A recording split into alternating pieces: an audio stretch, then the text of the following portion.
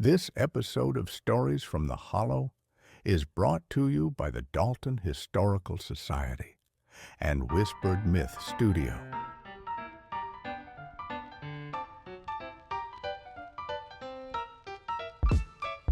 Do you remember the clang of the blacksmith's hammer echoing through Bailey Hollow? The laughter of children playing by the creek? The stories whispered on porch swings as the sun dipped below the hills? These are the echoes of our past, the tales that built Dalton, the memories that shaped Bailey Hollow. For generations, these stories have been passed down like cherished heirlooms. But now, for the very first time, they've been captured, bound within the recordings of our new podcast, Stories of the Hollow. Join us as we unveil the history of our beloved town, a journey through time, a celebration of our heritage. Hear the stories as they were meant to be told. Discover the lives that paved our streets, the dreams that built our community, in Stories from the Hollow by the Dalton Historical Society.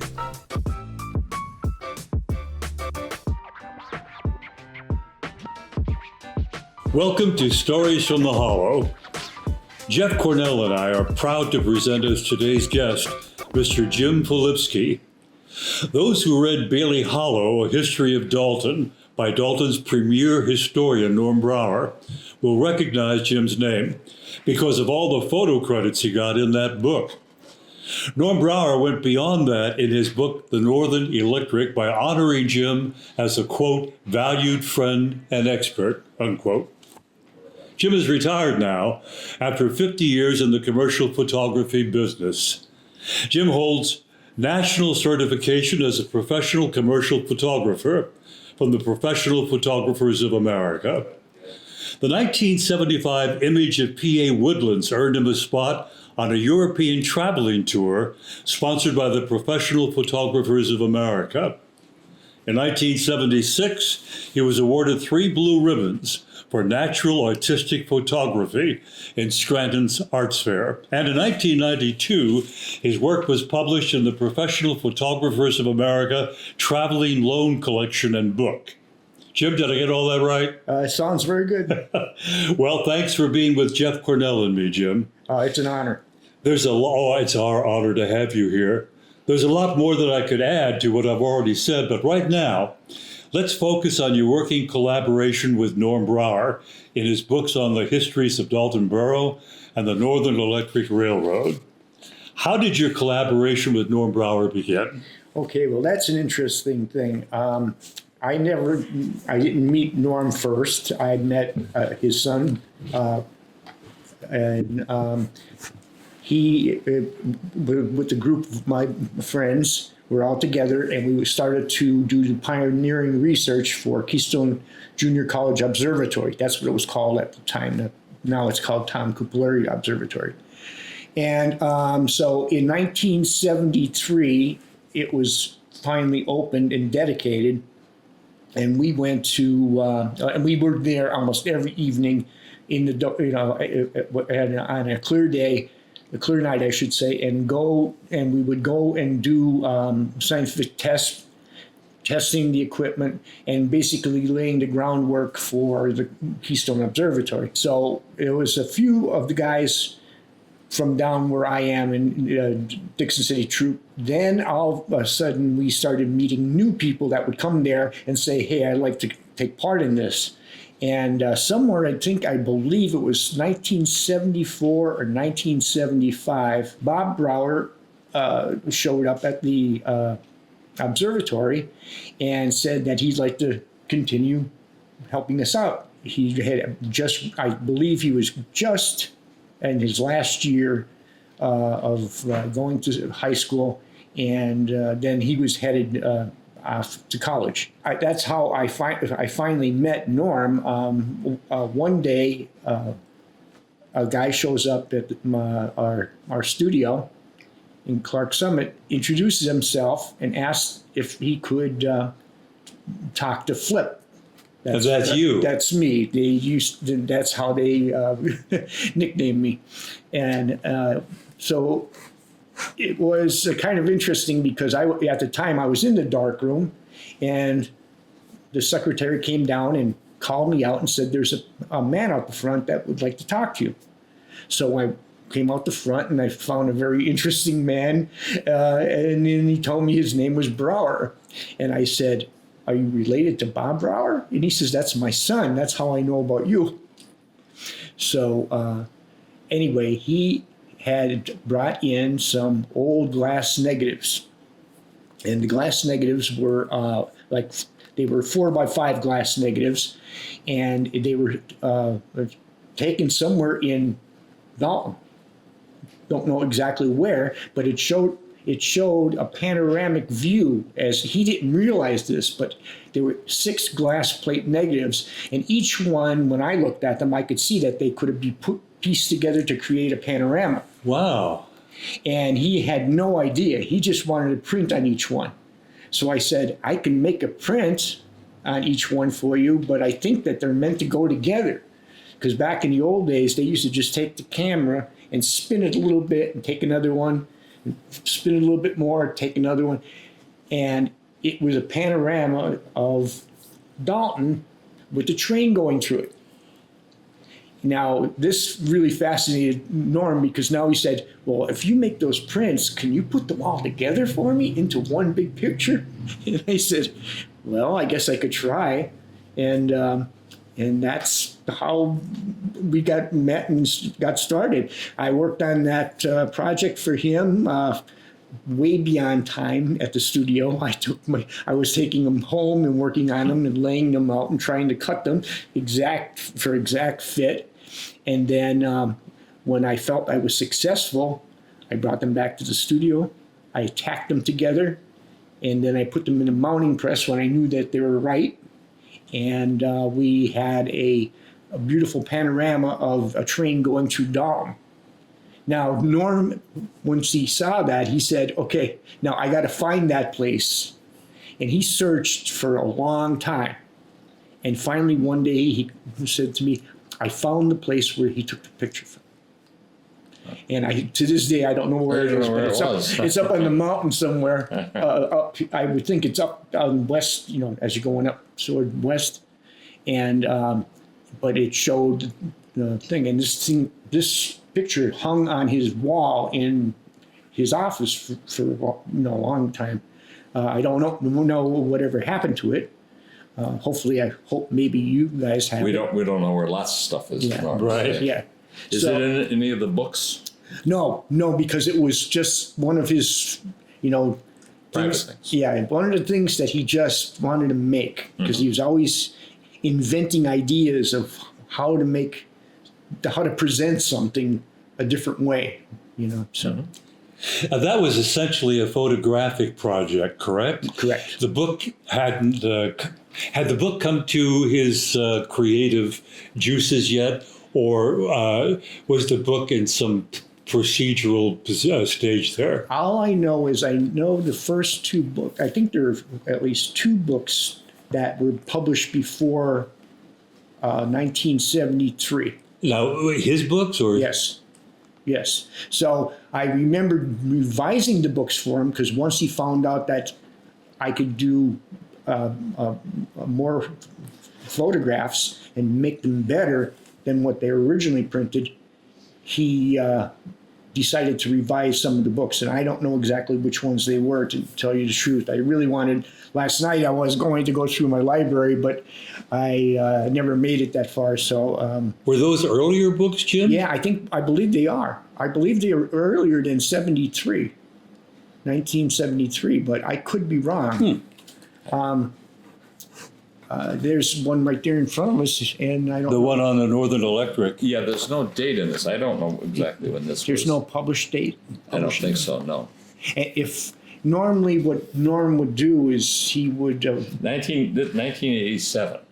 Okay, so that's the revision. That would be. Yeah, this is the revision. That would be- You could be right. There was a time when I didn't live in Dalton, and it could have been during that. It's wonderful that you say that. We'll have to look for it. That's a buried treasure. Could have been the originals then of what was reprinted. Well, I know that they put them together, and part of it was because he was very involved with the Dalton High School reunion. Right. And this probably was the revision for that, because they had this reunion for every year for a long, long time. Everybody that ever went to Dalton High School would come back, and they had a display of pictures and historical stuff. And it was like Norm's birthday and Christmas. Oh yeah, it was almost like a picnic. It was. I remember him taking, having me come up and bring my camera to take pictures of it. And he actually even had his. Used to have a Model T Ford. And Well, that was Mr. Lippert's, the old principal. Yes, he did. Yeah, Walter Lippert was the principal here, and he had a Model T Ford that his family had bought originally. oh, really? Yeah. Okay. And Norm ended up in the end having it at Walter Lippert's. It's funny that you said that, Yep. because I haven't thought of that in a long time. There's a picture of him and Mr. Lippert in Riding in book the car. Right, Absolutely. right. Well, I do know he had asked me to take pictures of the car, and Yeah. we did that. And then that's another interesting thing, because he had a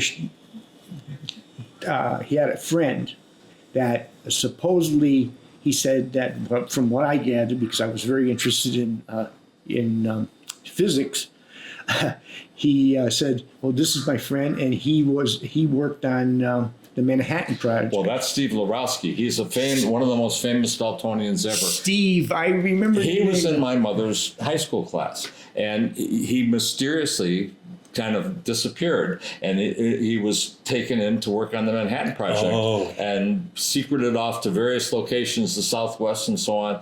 Yeah, he was a mysterious hero in the background. Steve Lorowski was a very smart man. That's what everybody says. I was enthralled with him. Steve Lorowski was this brilliant physicist, and he disappeared. Years later surfaced, and there's pictures of him with President Johnson and a couple of other people. Yes. Well, I do know he was here that time Yep. that I was taking pictures of the Model T. Yep. And I remember Norm said, let's go down. I think there was a bar here, a local bar. Yeah. And let's go down and we'll get something to drink, and you can talk to Steve. Well, here I am thinking, okay, so we were going to the bar, we're gonna have a beer maybe or whatever, right, like that. So Norm says, I'll order, and he orders 3 lemonades. So we're sitting at the bar and drinking lemonade, and I said, "This is very much like Mayberry RFD," because I still couldn't understand the hometown thing that was going on here. But Steve was I was very, very impressed with him. He didn't tell me a whole lot, but I could tell by the way he talked. Yeah. He's in this book, in this revised book. There's photos of Steve Lorowski. Right. But I do know one thing: if I had redone,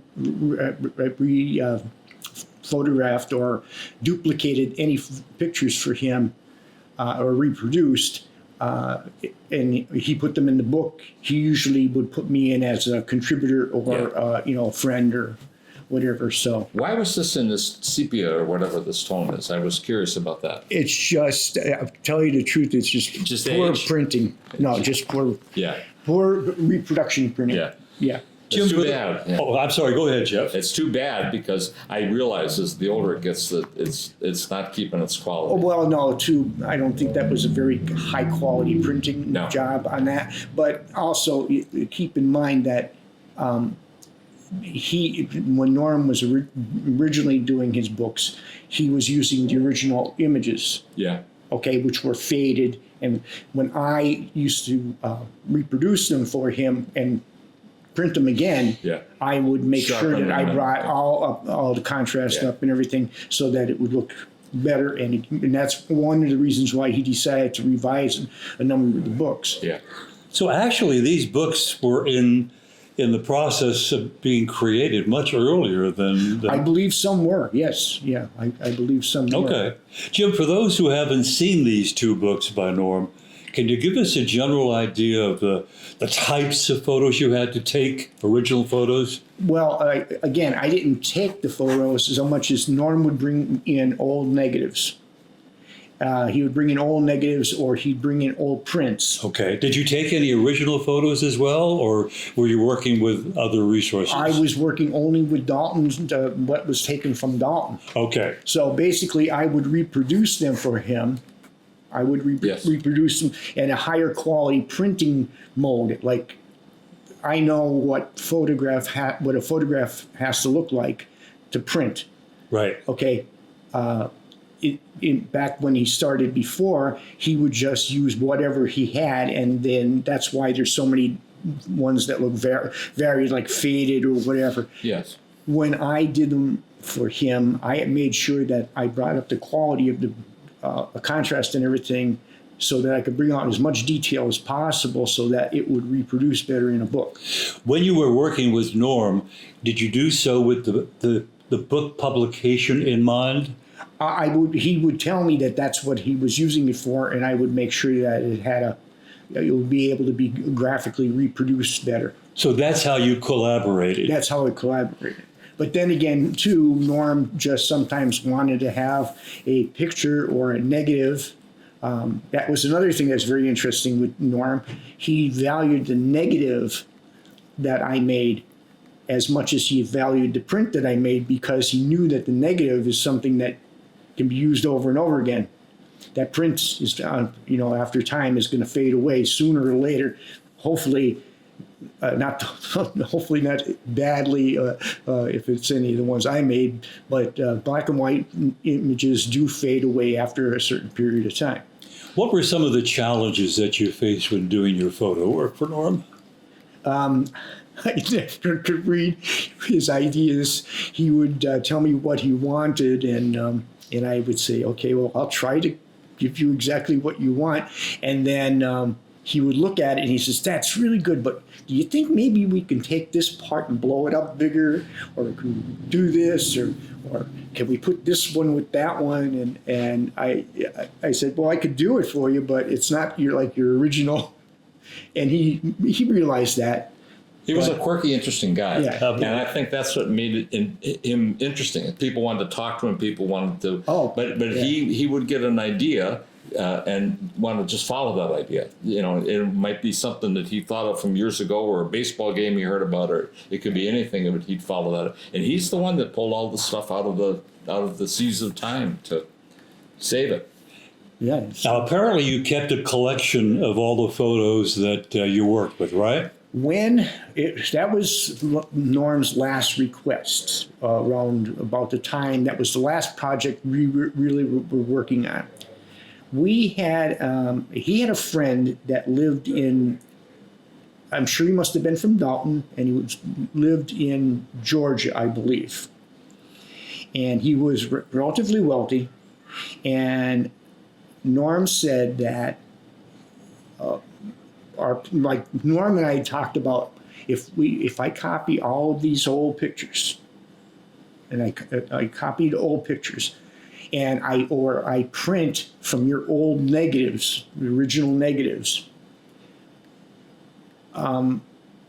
we should then take that, and about that time we were already digitizing film and using digital cameras. So that was already in the 90s. And because I went digital in 1995. And what we had was the ability now to scan an image, put it into the computer, and manipulate it, and try to make it better. Just the same thing you would do in a darkroom, but you were doing it digitally. Right. And those negatives followed those files. So I had those negatives with me for the longest time, because when I scanned them, I put them back in the envelopes. And the reason that is because the digital file just had the name I gave it. It didn't have all the information that Norm had on the envelope, which would be names of the people involved, names of the place, or something like that. And basically what my plan was, and I ran it by him, and he was very interested in it, was to basically key all that information into the digital file, into the what's called metadata, Okay. so that could follow that file no matter where it ever went. And he said, well, now, like, what can we do with that file? I says, well, you can print from that file just like we used to print pictures in the darkroom. So we got to thinking, and he said, wouldn't it be a great thing to have all this in one place, and someone could come in and look through the files and say, I wish I could have a picture of that, and print it. And I said, yeah, that's very easy. I said, but what you just need is a place. He says, well, my office. He says, what happens if we take my office in my building and turn it into basically a depository? Now, for those who don't know, his office on the corner of right there, on the corner, right at the Main Mill. Mill. Right. Mm-hmm. Yeah, and I said that would be a fantastic idea. I said, and then he said people would be able to come in and make a print. I said, yeah, but you got to have equipment, printers. You have to have computers. And he said, well, that's something that I would really like to have, and we would have it for the history of Dalton. And he said everybody would have an ability to see what I have. And so I was working on trying to do the metadata transcriptions, but also being busy because I was still working at the time. I was very limited in time. So as we all know, it's a difficult thing to do when you do something for a living, and then you also have to come home and do it again, over again. But right about that time, Norm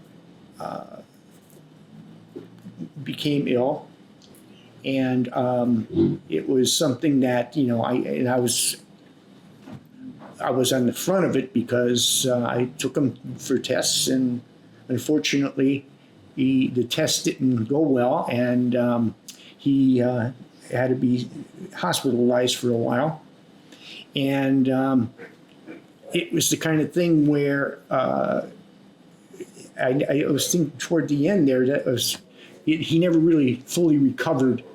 I think that it had taken a toll on him, and so I remember going. He was at Allied for a while, and I remember going to see him and visited, and we always visited. And he said, "How is it going with the project?" I says, "Well, I'm starting to get the metadata put in." And I says, "But you have so many negatives that it's going to take a long time." And he says, "Well, we have the time." And the funny part about that one was, I says, "Okay." I never called him Norm. I always called him Mr. Brauer. Oh, did you? I never called him Norm. And he said, "Would you please call me Norm?" And I said, I feel like,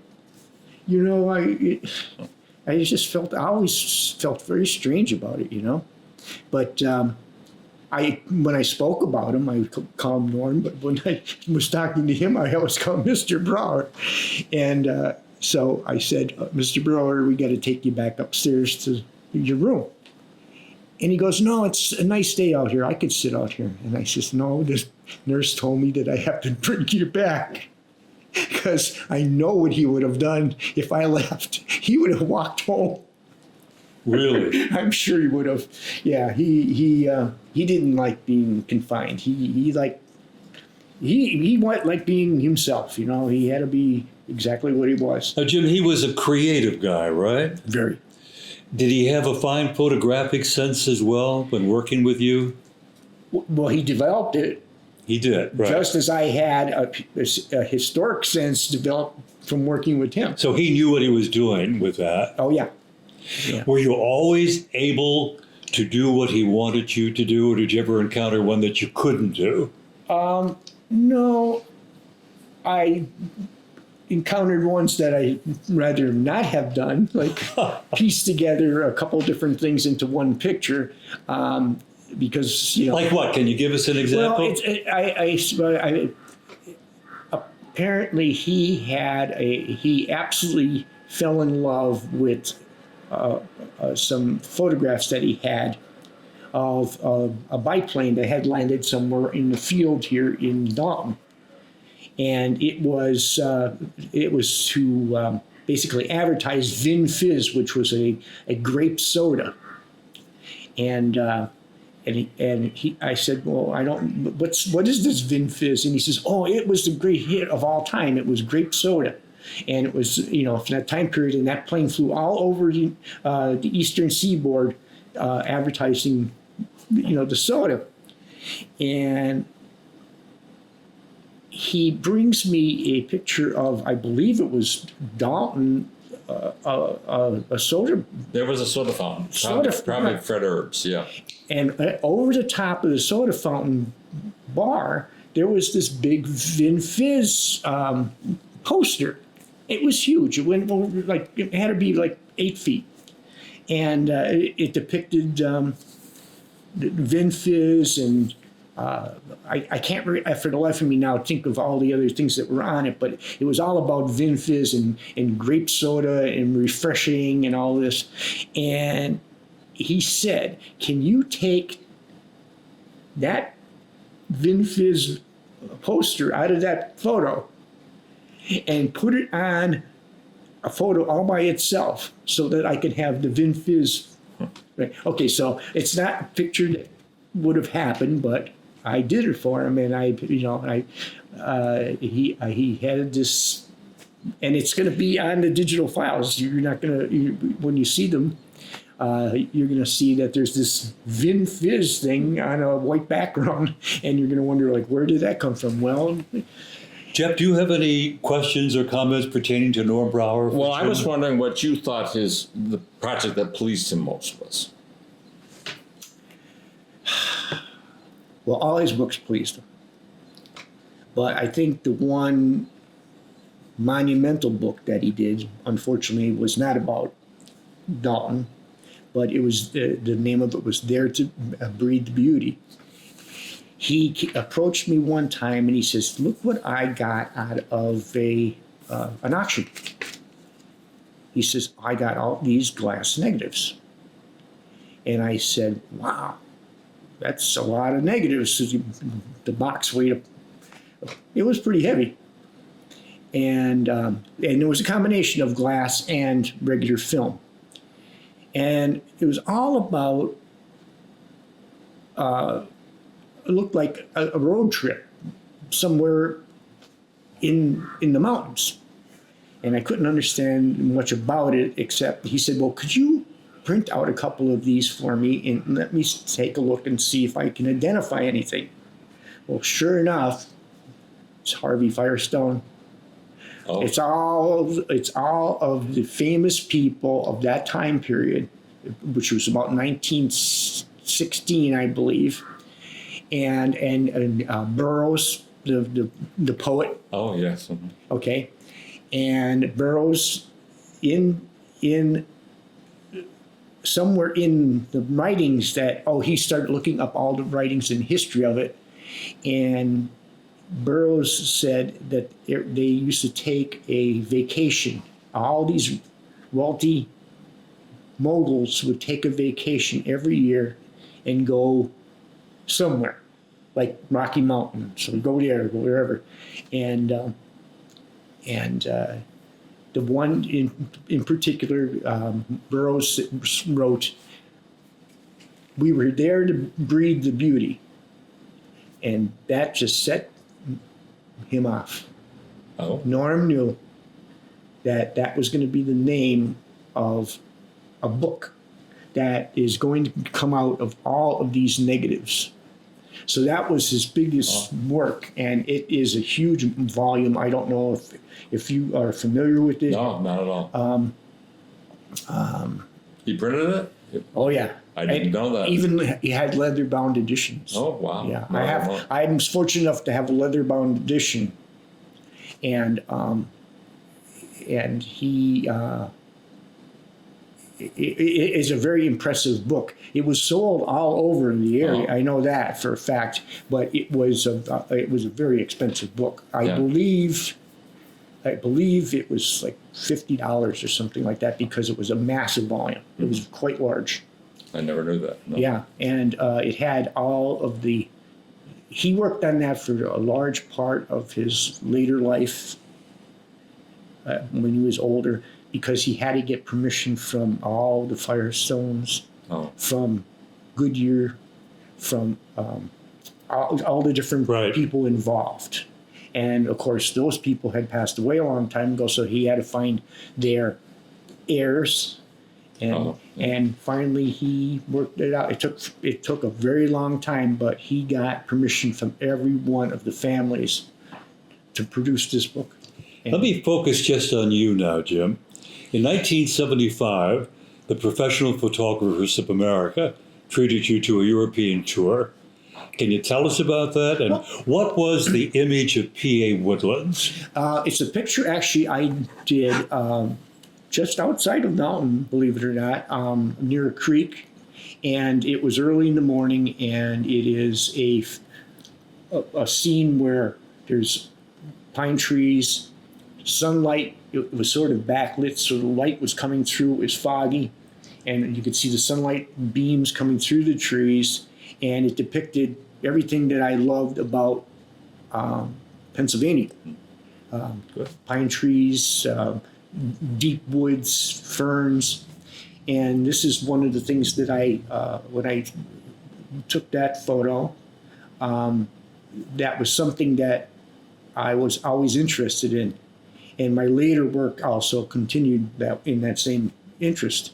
But that was the reason how that came about. Is I belong to the Professional Photographers of America, and they asked all members, if you have a submission, we will take a look at it and see if it warrants putting on that traveling show. And first thing I've ever submitted in my life, and they picked it up. So that's great. It went over. It started in Romania, and then it was on display in Romania for a number of months, and then it moved to a few other places, and then it finally came home to me. Excellent. Very interesting. In 1976, what did you submit to win 3 blue ribbons for natural artistic photography? Okay. By the time 76 came along, I had met a photographer who was from out west and in California, and he studied with a number of the bigger landscape photographers. And how I met him was I had 3 of my images that took first place in back then it was the Scranton Art Show. And that took place in September, where now I believe it's the Italian festival takes place. But the pictures were basically, again, all natural. One was ferns, rock, and there's like ferns and rocks and pine, different pieces of nature that like I would see in a scene, and I was shooting with like 8x10 and 4x5 cameras, so I was shooting back in the old way, Okay. And it was just something that I did. And then one would be a grouping of rocks near a waterfall, eroded rocks, and that's what was depicted of most of my art. Your work was included in a 1992 International Traveling Loan Collection and book. You may already have touched on that. Can you tell us more about that? That one is interesting because back in the 90s, being a commercial photographer, I always like to be involved in the newest, latest crazes as it would be. And I started to get interested in something called light painting. And light painting was White painting, did you say? Light painting. painting. Okay. Basically, what it is again, you're using a large format camera, and you shoot in a darkened room. You have your object set up the way you want it. You turn off all the lights, and then you basically take a handheld light gun. As it was called, a light gun. It basically is sort of like a high-powered flashlight, and you would go in and paint certain areas of things that you want sharp. You would then shut the lights off again, and you have the camera always open all the time. The lens was open all the time because you're working in the dark. And then if you want, then I would want to add sort of hazy highlights and things.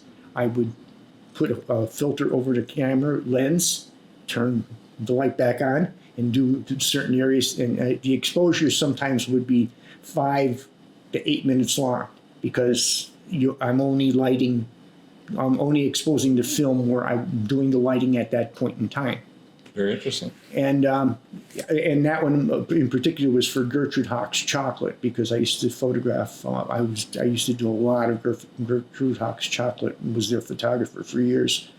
And it was a box of their best chocolate, and it was opened, and the chocolates are showing. And I used the light painting technique over it to create the soft but yet exciting view of their chocolates. And that was another one I sent because there was when I was doing that technique in its sense, I had numerous things on with the professional photographers, like during the shows or whatever. Who are some of the clients whose work you did at professionally? Wow. Can you list just a few of them? Okay, well, Gertrude Hawk's. Almost all the architects in this area. GSB was the one back in the old days. Then there was BDA, Berkavich Design. I did pretty much, all of the, especially in Clark Summit area, I did all of the work for the architects. I did, oh boy, I just, it's like you when you're old, you start fading, your memory starts to fade. But I had so many. Probably too many to remember. I started when I was thinking of retiring and sending my letter around to everybody to let them know that I'm retiring. I decided to make a list of them from 1973 through. Wow. And the list was so long that I got tired of writing it, so I stopped.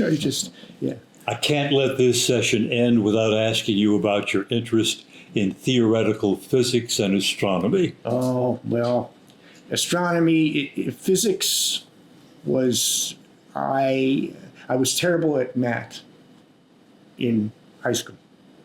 Terrible at math, teaching math, as it was taught to me. Physics came natural.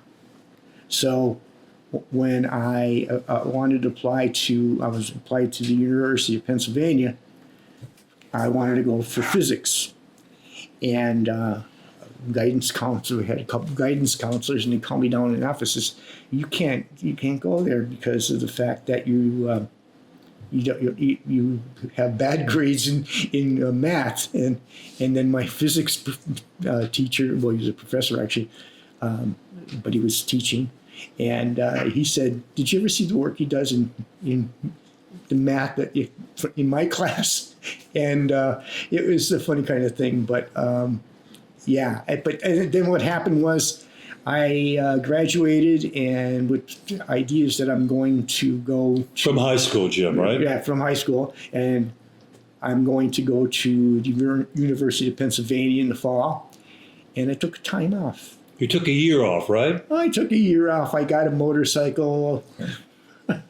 And then what? Is that how you got into photography as a career? Photography, that's during that year. Yeah, year 71, I graduated. And during that year, I started to say, well, hey, I have so much interest in so many things. Do I want to go to college for that many years and then have to wait for a job because of the fact that it's not something that comes up all the time? You don't just get called to be a physicist, I took it off, and then I started to get involved. I was always interested in photography, but that brought it right out, and I realized that I was very good at it. I knew I did. So it had been a hobby of yours, right? Right. Okay. And and as soon as I took a couple courses at School of Modern Photography, and then I graduated that within a year, and I started working. That was like,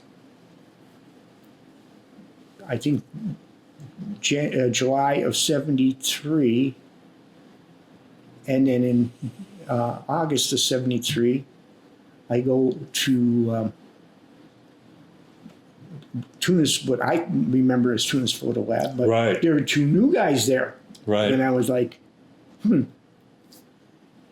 I asked one person at the counter, I says, well, I need some high contrast black and white paper.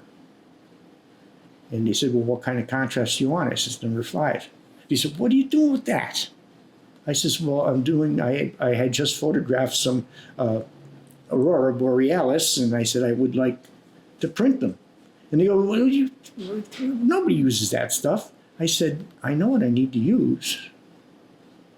And the next day I was working in the darkroom. He offered you a job? Just like that.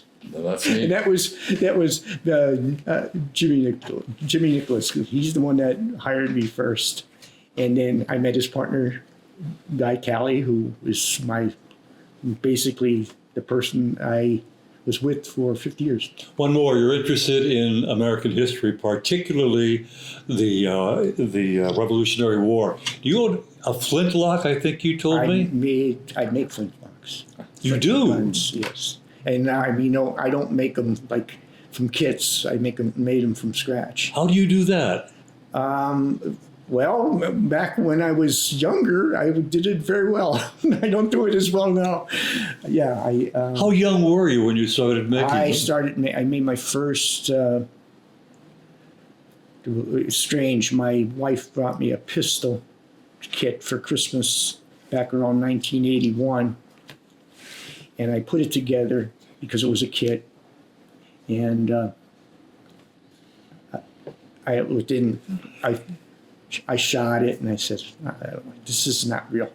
I said, this is like, so I started doing research, and I took the gun, took it all apart, and then carved it and did everything I needed to get it to look like a real one and behave like a real one, like an 18th century pistol. And it worked. And it worked, yeah. And then I got involved in, I found out about a place down in Dixon muzzleloading shop in Kempton, and they had a gunmakers fair. That was about when they started the gunmakers fair, and I went down there, and I met individuals that were making them the traditional way, and learned from them, and came home and researched my end, and started doing them the traditional way. Jim Filipski, Jeff Cornell, and I want to thank you for being our guest on this episode of Stories from the Hollow. Thank you, too, for all that you've done to enrich and memorialize the history of Dalton. This is Bill Guest, wishing all our viewers and listeners the best, always. Thank you for coming, Jim. You were great. Yeah.